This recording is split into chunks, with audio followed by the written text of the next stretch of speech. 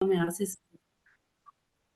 जय जगन्नाथ बलदेव सुभद्र मैया की जय, सुदर्शन भगवान की जय, वामन देव की जय, पंचतत्वा की जय, श्रील प्रभुपाद की जय, जय पताक स्वामी गुरु महाराज की जय.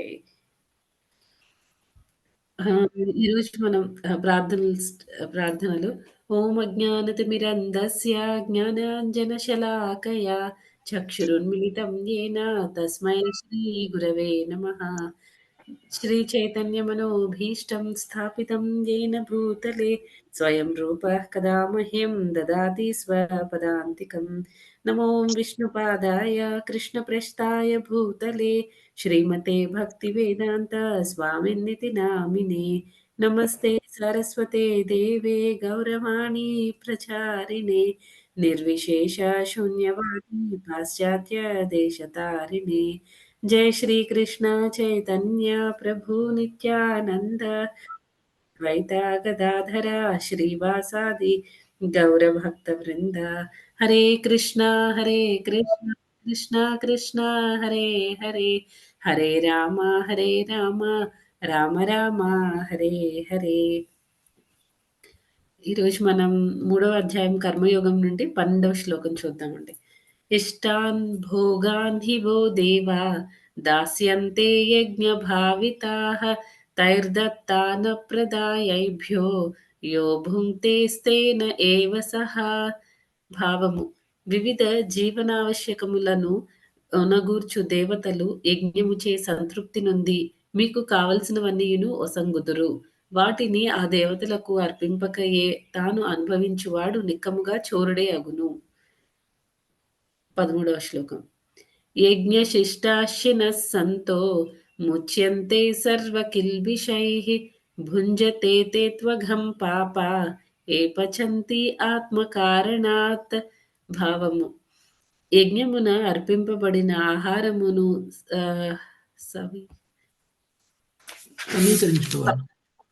సమీకరించుట వలన భగవద్భక్తులు సర్వ విధములైన భావము: యజ్ఞమున అర్పింపబడిన ఆహారమును సమీకరించుట వలన భగవద్భక్తులు సర్వ విధములైన పాపముల నుండి ముక్తులగుదురు.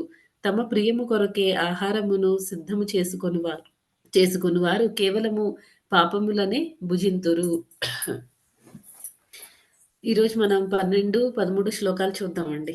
మనం ప్రీవియస్ శ్లోకంలో అంటే 11వ శ్లోకంలో ఏం చూస్తామండి, అంత పాజిటివ్ అన్నమాట. అంటే యజ్ఞాలు చేస్తే ప్రతిదానికి కూడా మనకి ఏదైనా ఇప్పుడు సపోజ్ చాంటింగ్ ఉందనుకోండి, చాంటింగ్ చేస్తే ఏమవుతుంది, దానిలో చేయకూడనివేంటి అలా మనం నేర్చుకుంటూ ఉంటాం కదా. సపోజ్ ఇప్పుడు చాంటింగ్ తీసుకుంటే మనం చాంటింగ్ కంప్లీట్‌గా ఫోకస్డ్‌గా చేయాలని తర్వాత అంటే ప్రతి ప్రభుపాదుల వారు ఏం చెప్తారంటే ప్రతి వర్డ్‌ని కూడా హరే కృష్ణ, హరే అనేవాడు కొంతమంది అరే అని, లేకపోతే కృష్ణ అని క్రిష్ అని హాఫ్ అలా పలుకుతూ ఉంటారు. అలా కాదు, ప్రతి వర్డ్‌ని కూడా మనం వినాలి, కరెక్ట్‌గా ప్రొనౌన్స్ చేయాలి. అది పాజిటివ్ సైడ్ అన్నమాట. తర్వాత దానిలో చేయకూడనివి అంటే ఏంటి, అపరాధాలు చేయకూడదు, నామాపరాధం చేయకూడదు. మనకు కంప్లీట్‌గా భగవంతుడి మీద విశ్వాసం ఉండాలి. అని మనకి నామాపరాధాల్లో కొన్ని పాయింట్స్ ఉంటాయి కదండీ. 10 నామాపరాధాల గురించి మనం విన్నాం కదా. అంటే ఏంటి, ప్రతి దానిలో కూడా మనం ఇది చెయ్యాలి. ఒకవేళ మనం అలా చేయకపోతే అంటే దానిలో ఏవి చేయకూడనివి అలాంటి విషయాలన్నీ చెప్పుకుంటూ వస్తారు గదా. అలాంటి విషయాలన్నీ ఉంటాయి. జనరల్‌గా అలాగే ఈ యజ్ఞాల గురించి కూడా ప్రీవియస్ శ్లోకంలో ఏం చెప్పారు అంటే, మీరు యజ్ఞాలు దేవతల కోసం చేస్తే వాళ్ళు సంతృప్తి పడతారు. వాళ్ళు మీకు కావాల్సినవన్నీ ఇస్తారు. యజ్ఞములచే సంతృప్తి నొందిన దేవతలు మీకు ప్రియమును గూర్చగలరు. ఆ విధముగా మానవులు దేవతల నడుమ పరస్పర సహకారముచే సర్వులకు శ్రేయస్సు కలుగగలదు అని ప్రీవియస్ శ్లోకంలో చదివాం. అంటే ఒకళ్ళకొకళ్ళు కోఆపరేట్ చేసుకోవాలి. మీరు వాళ్ళని యజ్ఞాలు చేసి మీరు వాళ్ళని హ్యాపీగా ఉంచితే మీకు కావాల్సినవన్నీ వాళ్ళిస్తారు అని భగవంతుడు 11th శ్లోకంలో ప్రీవియస్ శ్లోకంలో చెప్పారనమాట.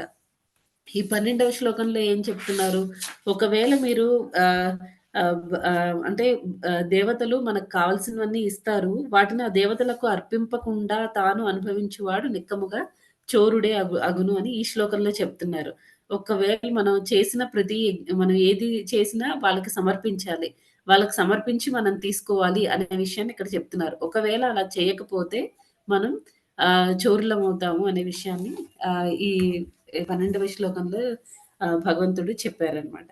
అయితే ఇంకా ఏం చెప్తున్నారంటే ఈ శ్లోకంలో అసలు మనకి 4 యుగాలున్నాయి కదండీ! ప్రతి యుగానికి కూడా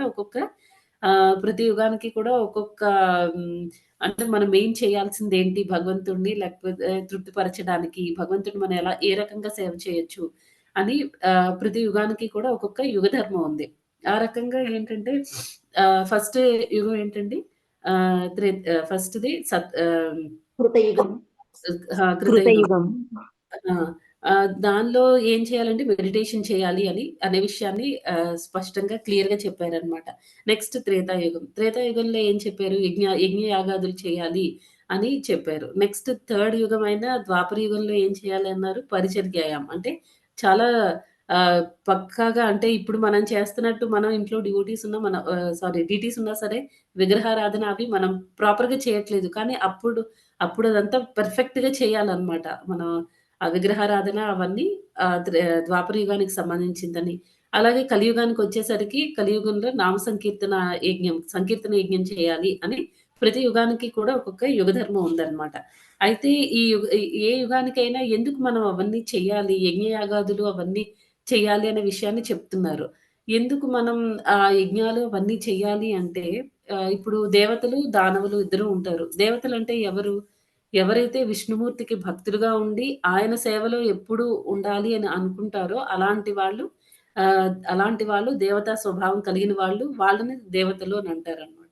ఎవరైతే భగవంతుడికి ఎగనెస్ట్‌గా ఉంటారో అంటే అన్ని అన్నిటికి భగవంతుడు శాస్త్రాల్లో ఏదైతే మనకిచ్చారో వాటన్నిటికి విరుద్ధంగా ఎవరైతే ప్రవర్తిస్తారో, భగవంతుడిని ప్రేమతో కాకుండా భగవంతుడిని శత్రువులాగా భావిస్తారో అలాంటి వాళ్ళని ఆహ్, రాక్షసులు, దానవులు అని అంటారనమాట. అయితే ఇప్పుడు ఈ దేవతలేంటంటే ఎప్పుడూ వాళ్ళు భగవంతుడి సేవలో ఉండాలి. భగవంతుడి తరపున వాళ్ళు పని చేయాలి అని కోరికతో ఉంటారనమాట. అందుకని భగవంతుడు ఏం చేస్తారంటే ప్రతీదీ ఆయన స్వయంగా చూసుకోవచ్చు.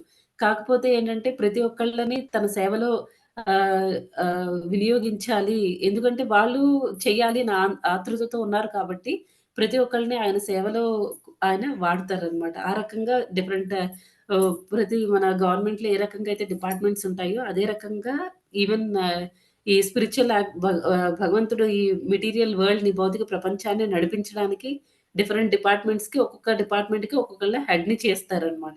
ఆ రకంగా ఈ దేవతలు అనేవాళ్ళు వచ్చారనమాట. అలా భగవంతుడు ఈ దేవతల్ని సృష్టించారు. మన కర్మల్ని మనం అనుభవించాలి కాబట్టి మనల్ని మనుషుల్ని కూడా సృష్టించారనమాట. కాకపోతే ఏంటంటే వాళ్ళకి మనం ఈ భౌతిక ప్రపంచంలో ఉండి మనకెన్నో కోరికలు ఉన్నాయి. ఆ కోరికలని తీర్చడానికి మనం ఒక్కొక్క అంటే మన గుణాల్ని బట్టి మనకి వేదాలలో కొన్ని ర ఈ ర ఇన్ని మనకి ఈ గుణం ఉన్నప్పుడు మనం ఈ రకమైన దేవతని మనం పూజించాలి అని ఉందనమాట.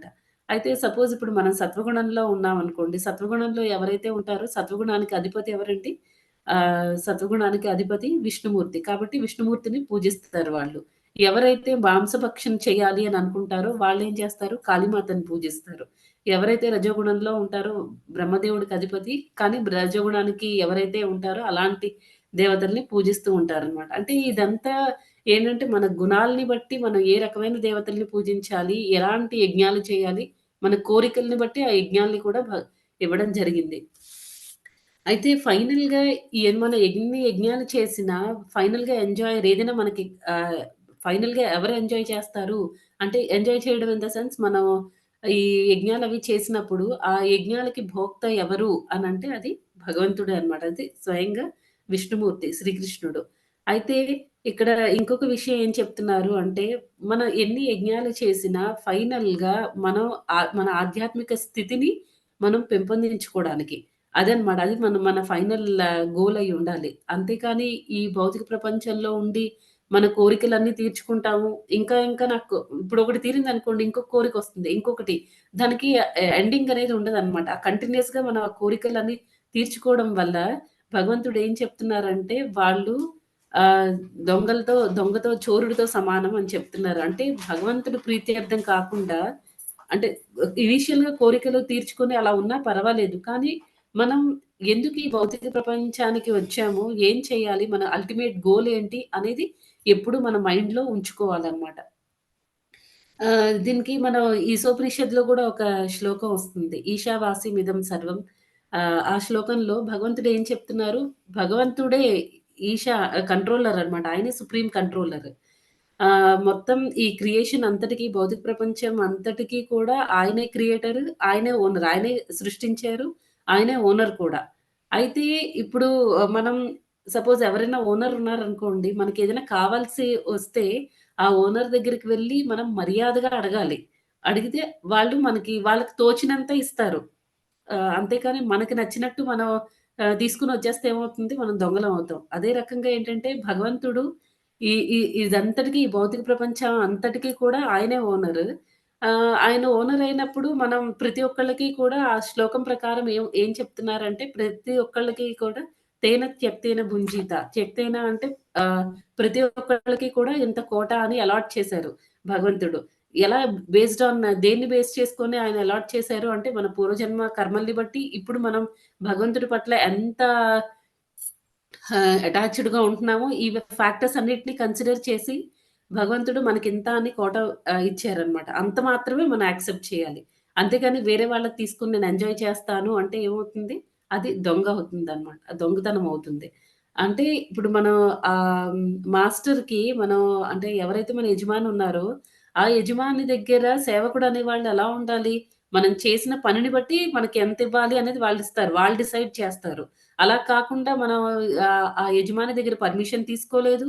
మనం ఎలాంటి పని చేయడం లేదు. జస్ట్ అతని దగ్గరికెళ్ళి ఆయన దగ్గర అన్నీ ఉన్నాయి కాబట్టి మనం తీసుకొనెళ్ళి మనకి నచ్చినంత మనం తీసుకొని వచ్చేస్తున్నాం. అంటే అప్పుడు మనం ఏమవుతాం? దొంగలం అవుతాం. అదే రకంగా అదే ఈ శ్లోకంలో కూడా చెప్తున్నారనమాట. ఈ భగవంతుడనేవాళ్ళు యజమాని. ఆయన దగ్గర ఆయన మన చేసిన కర్మల్ని బట్టి మనం ఆయనకి చేస్తున్న సేవల్ని బట్టి ఆయన మనకి ఇంత అని అలాట్ చేస్తారు. అలా కాకుండా మనం ఈ యజ్ఞాలు ఇవన్నీ చేసి మన ఇంద్రియ తృప్తి కోసం అన్నీ వాడేసుకుంటున్నాము. మనకి ఎంతైతే అలాట్ చేశారో అంతకంటే ఎక్కువ కూడా మనం తీసుకోవడానికి ట్రై చేస్తున్నాము. అప్పుడు మనం ఏమవుతాము? దొంగలం అవుతాం అన్నమాట. అదే ఈ శ్లోకంలో క్లియర్‌గా భగవంతుడు ఎక్స్‌ప్లెయిన్ చేస్తున్నారు. అయితే మనకి అసలు తీసుకునే హక్కు లేదు. ఎందుకంటే మనం అవేమి ఇవన్నిటికి క్రియేటర్ ఎవరంటున్నాము? భగవంతుడు శ్రీకృష్ణ పరమాత్మ. ఆయన క్రియేటర్ అయినప్పుడు మనం మనకి నచ్చినట్టు ఈ రిసోర్స్ మనకి ఎలాంటి అంటే ఈ భౌతిక ప్రపంచంలో ఉన్న దేన్ని కూడా సృష్టించే అంత కెపాసిటీ మనకు లేదు. సపోజ్ మనం ప్రతిరోజు కూడా అంటే సత్వగుణంలో ఉండేవాళ్ళు ఒక టైప్ ఆఫ్ ఫుడ్ తింటారని, తర్వాత రజోగుణంలో ఉండేవాళ్ళు ఒక టైప్ ఆఫ్ ఫుడ్ తింటారు. మాంసభక్షం చేసే వాళ్ళకి కావాల్సిన మాంసం కానీ, లేకపోతే ఈ సత్వగుణంలో ఉండే వాళ్ళందరూ ఈ పాలు, తర్వాత ధాన్యము ఇవన్నీ అంటే ఇవన్నీ మనం తింటున్నాము. ఇవన్నీ ఎలా వస్తున్నాయి? ఇవన్నీ ఎలా వస్తున్నాయి? మనం క్రియేట్ చేసుకుంటున్నామా? మనకి మనం ధాన్యాన్ని క్రియేట్ చేసుకోగలమా? ధాన్యం అవన్నీ పండాలి అంటే మనం వర్షం మీద డిపెండ్ అయ్యి ఉండాలి. ఆ వర్షం ఎవరిస్తారు?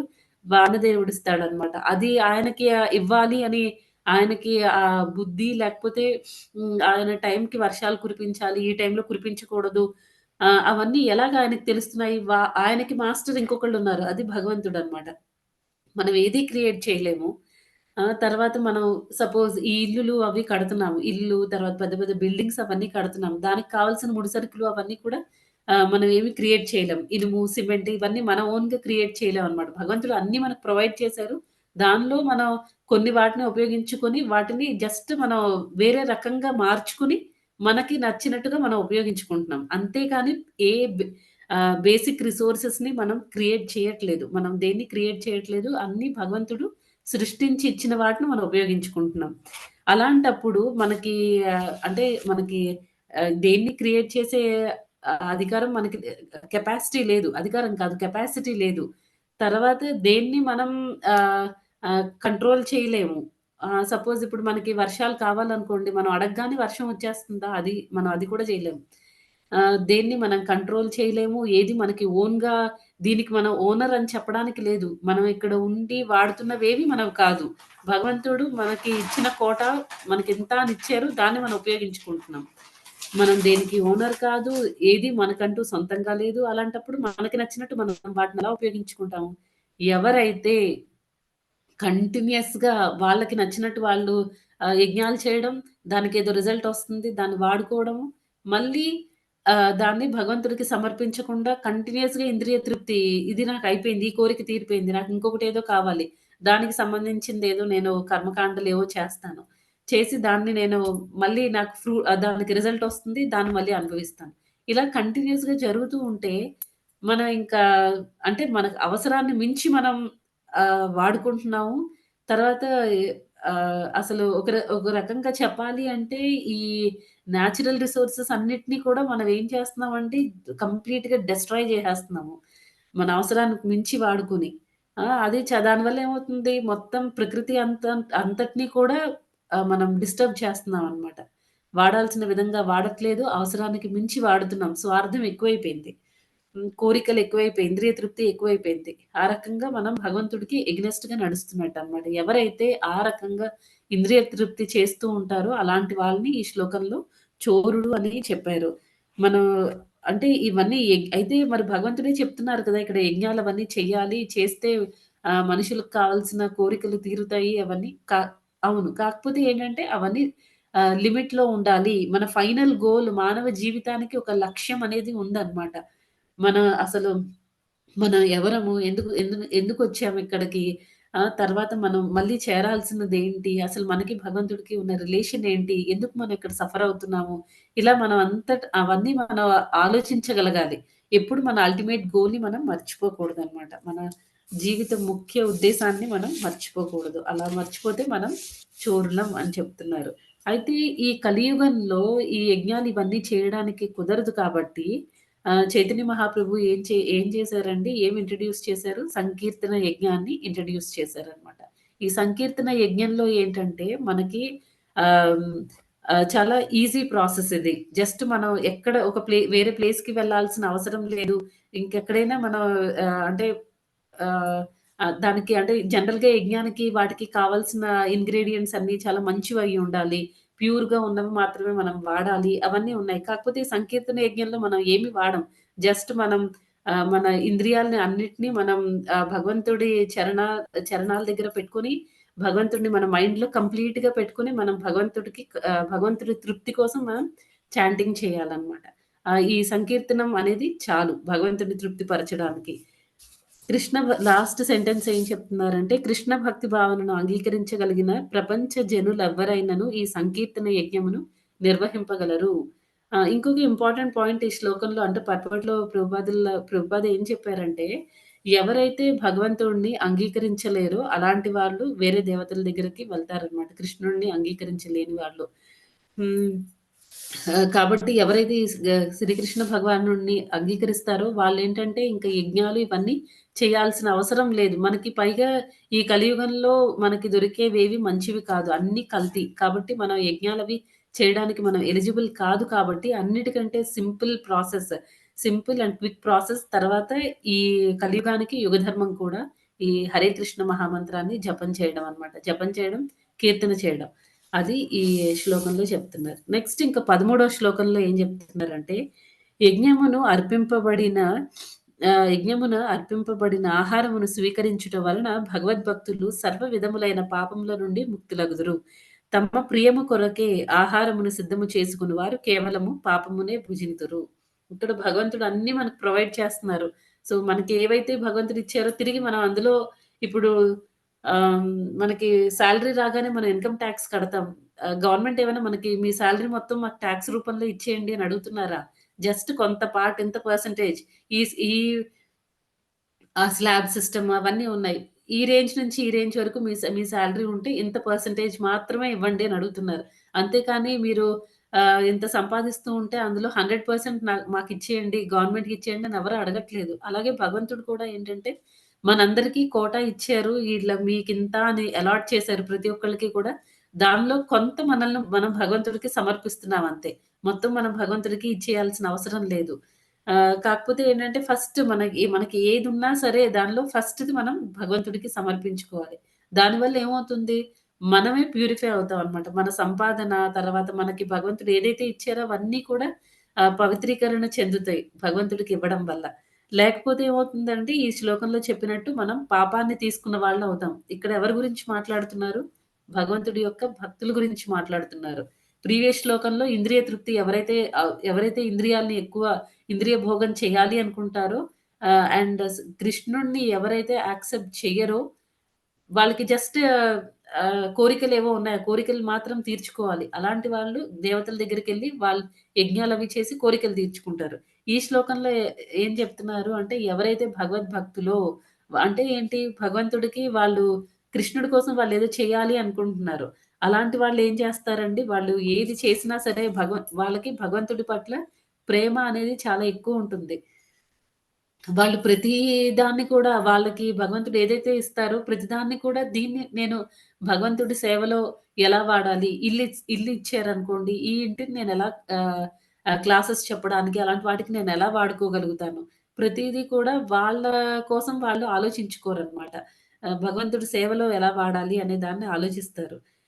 వాళ్ళు ఎలా ఉంటారంటే ప్రేమాంజన చురిత భక్తి విలోచనేన సంతస్సదైవ హృదయేషు విలోకయంతి. వాళ్ళు ప్రేమ అనే కాటుకని పెట్టుకొని ఆ కళ్ళతో భగవంతుడిని చూస్తారంట. అంటే వాళ్ళకి కంప్లీట్ ప్రేమ ఉంటుంది భగవంతుడి మీద. నెక్స్ట్ ఇంకా వాళ్ళు ఆహ్, ప్రేమలో సన్నిహితముగా ముడిపడి ఉండుటచే అతనికి తొలుత అర్పింపనిది దేనిని స్వీకరింపరు. ఇక్కడ సపోజ్ ఇప్పుడు ఇస్కాన్ డివోటీస్ ఉన్నారనుకోండి. వాళ్ళకి మనం జనరల్‌గా అంటే ఇనీషియల్‌గా మనం వచ్చేటప్పుడు ఫస్ట్ స్టార్టింగ్‌లో వచ్చేటప్పుడు ఎలా ఆలోచిస్తామంటే ఏంటి ఈ రెస్ట్రిక్షన్స్ అన్నీ ఏంటి ఇస్కాన్‌లో ఫుడ్ ఇది తినకూడదు, అది తినకూడదు అని చెప్తారు. ఆనియన్ గార్లిక్ తినకూడదంటారు. టీ, కాఫీ మానేయాలని చెప్తారు. స్టార్టింగ్‌లో ఇవన్నీ చాలా ఇబ్బందిగా ఉంటాయన్నమాట. కానీ తర్వాత మనకెప్పుడైతే భగవంతుడితో రిలేషన్ పెరుగుతూ ఉంటుందో దాని వెనుక ఉన్న ఎందుకు మానేయాలి? మానేయకపోతే ఏమవుతుంది? ఇప్పుడు అన్నీ ఇచ్చిన భగవంతుడి కోసం మనం ఏవో చిన్న చిన్నవి అది మనకి ఎందుకు పనికిరానివి భగవంతుడు వదిలేయమంటున్నారు. అలాంటి దాన్ని మనం వదిలేయడం వల్ల మనకొచ్చిన నష్టం ఏంటి? అనే ఆలోచనొస్తుంది. తర్వాత ఇవన్నీ మానేయాలి అనంటే ఇవన్నీ మనల్ని కృష్ణుడి దగ్గరికి తీసుకొని ఎళ్ళే ఒక్కొక్కటి ఒక్కొక్క పరికరం లాంటిదనమాట. ఒక్కొక్కటి ఒక్కొక్క అని చెప్పుకోవచ్చనమాట. భగవంతుడి దగ్గరికి మనల్ని చేర్చడానికి. నెక్స్ట్ ఇంకా ఏంటంటే ఈ భగవద్భక్తులనే వాళ్ళు రకరకాల యజ్ఞాలు చేస్తారనమాట. ఎలాంటి రకరకాల యజ్ఞాలంటే ఏంటి? మనకి ఈ నవవిధ భక్తి విధానాలున్నాయి కదండీ! ఒక్కొక్కళ్ళు ఒక్కో మార్గంలో వెళ్ళి ఆ రకమైన ప్రతీదీ ఒక యజ్ఞమే అన్నమాట. ఏదైతే మనల్ని భగవంతుడి దగ్గరికి చేరుస్తుందో వాటన్నిటిని యజ్ఞమనే అంటారు. శ్రవణం ఒక యజ్ఞము, కీర్తనం ఒక యజ్ఞము. అలా ఈ రకరకాల మార్గాల్లో ఈ భక్తి మార్గాల్లో వెళ్లి మనం భగవంతుడికి మనం క్లోజ్ అవుతాం అన్నమాట. భగవంతుడికి మన మీద ఉన్న మనకి భగవంతుడి మీద ఉన్న నమ్మకాన్ని ఇంకా స్ట్రాంగ్ చేస్తాయి. ఈ ఈ భక్తి విధానాలన్నీ. నెక్స్ట్ ఇంకా ఏం చెప్తున్నారు? అట్టి యజ్ఞ నిర్వహణములను వారిని సదా భౌతిక జగమునందలి సర్వ విధములైన పాప సంగము నుండి దూరముగా నుంచును.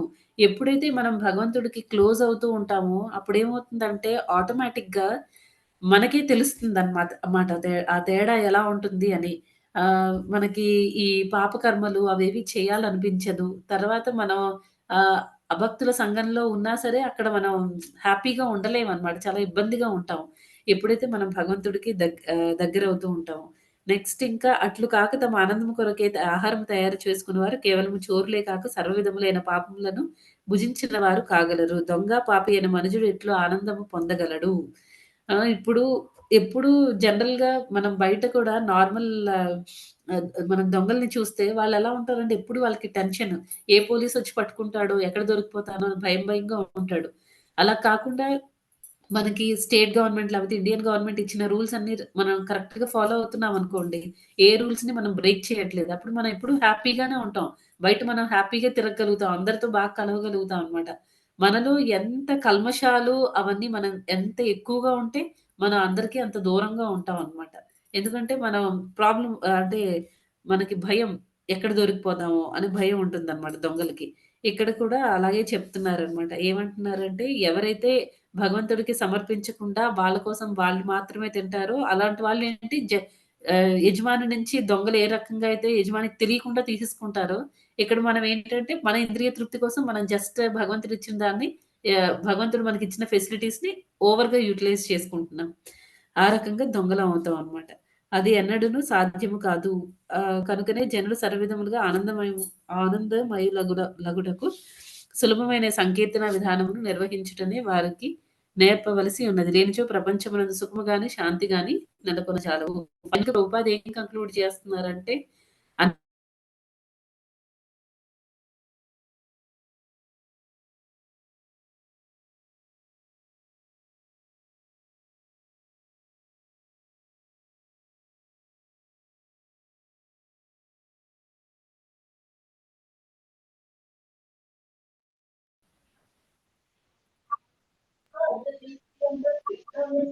హరే కృష్ణ మాతాజీ అంతా వినపడలేదు మాతాజీ లాస్ట్ లో.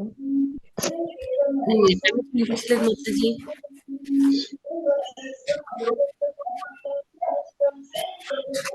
ఫైనల్‌గా ప్రభుపాదుల వారు ఎలా కంక్లూడ్ చేశారంటే మనకి ఈ లైక్ సంకీర్తన యజ్ఞం అనేది అన్నిటికంటే బెస్ట్ వే.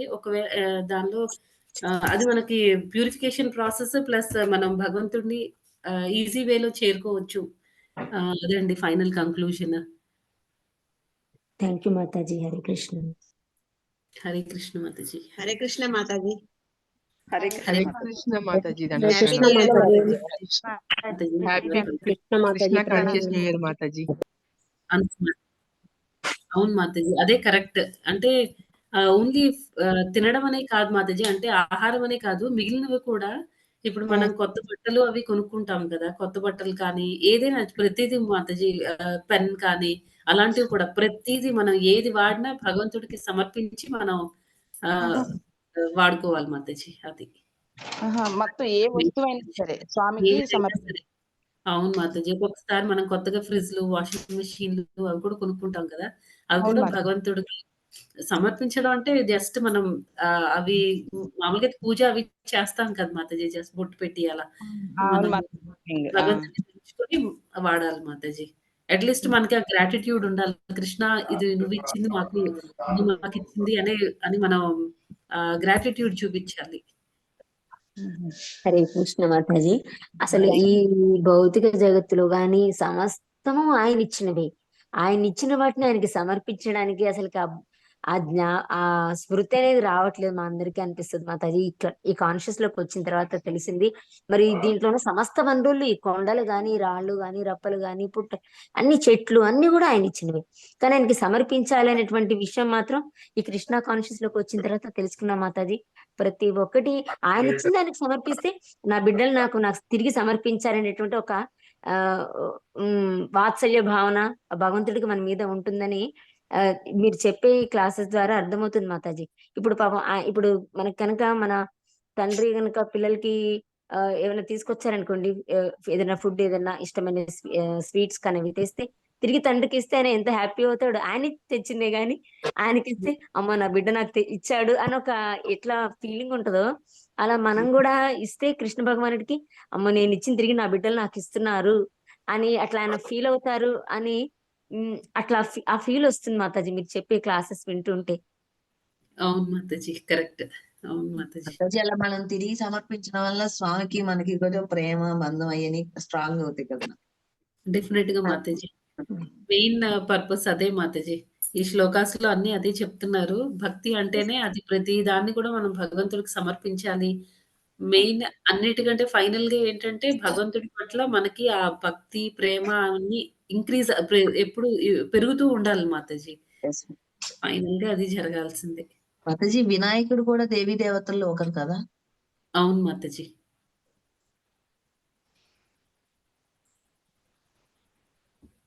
हरे कृष्ण माता जी, दंडवत प्रणाम। हरे कृष्ण प्रभु जी, दंडवत प्रणाम। हरे कृष्ण माता जी, दंडवत प्रणाम। हरे कृष्ण प्रभु जी, दंडवत प्रणाम। హరే కృష్ణ మాతాజీ. వినాయకుడు దేవీ దేవతల్లో ఒకళ్ళు కానీ ఆయనకి స్వతంత్ర ప్రతిపత్తి కొంత ఇచ్చారు అని విన్నాను మాతాజీ. ఆ స్వతంత్రత కూడా ఇప్పుడు జనరల్‌గా వినాయకుడిని విఘ్నాలేవి రాకుండా చూస్తారు అని అంటారు కదా మాతాజీ. ఆ కెపాసిటీ కూడా భగవంతుడి నుంచే వచ్చింది. నరసింహస్వామి ఆయనకి ప్రసాదించారనమాట. అంటే విఘ్నాలు ఏవి లేకుండా విఘ్న వినాశకుడు అని చెప్పేసి నరసింహస్వామిని అంటారు. అంటే వినాయకుడికి ఆ పవర్ భగవంతుడి నుంచే వచ్చింది. ఇప్పుడు ఎవ్వరు స్వతంత్రులు కాదు మాతాజీ. భౌతిక ప్రపంచంలో దేవీ దేవతలు కారు. మనం ఎలాగో కాదు. వాళ్ళు కూడా కారు. ప్రతి ఒక్కళ్ళకి కూడా వాళ్ళు చేసే వాళ్ళు ఏదైతే ఏ సేవకైతే వాళ్ళు నియుక్తులై ఉన్నారో వాళ్ళకి ఆ కెపాసిటీ ఆ సేవ చేయడానికి వాళ్ళకి ఆ పవర్ కానీ, లేకపోతే వాళ్ళేదైనా అంటే మనలాంటి వాళ్ళకేదైనా మన కోరికలవి తీరుస్తూ ఉంటారు గదా! వాళ్ళకి ఆ స్వతంత్రత కూడా కోరికలు తీర్చే స్వతంత్రత కూడా వాళ్ళకి లేదు. భగవంతుడు ఫైనల్‌గా శాంక్షన్ చేస్తేనే వాళ్ళు మన కోరికల్ని తీర్చగలుగుతారు. అంటే కృష్ణుడు ఫైనల్‌గా శాంక్షన్ చేసేవాళ్ళనమాట. హరే కృష్ణ మాతాజీ. హరే కృష్ణ మాతాజీ. హరే కృష్ణ మాతాజీ. నరసింహస్వామి యొక్క పూజారి అంటారు ప్రభు వినాయకుడు. పూజారి కాదు ప్రభుజీ. అంటే నరసింహస్వామి నుంచి ఆ విఘ్నాల్ని అంటే విఘ్నాలేవి రాకుండా ఆపగలిగే కెపాసిటీ వినాయకుడికి నరసింహస్వామి నుంచి వచ్చింది. ఆ. హ్మ్.